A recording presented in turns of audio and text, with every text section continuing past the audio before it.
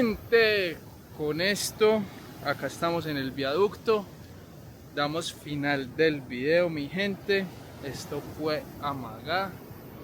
Nos retiramos del viaducto. Nos fue bien. Al menos no nos caímos porque siempre la caída era grande, señores. Y bueno, les muestro cómo sería la caída. Vamos a ver si se ve. Ahí se ve, miércoles. Siempre era larguita.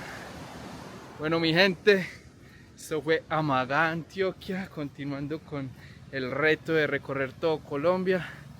Tercer pueblito, muchas gracias por el video. Hasta la próxima.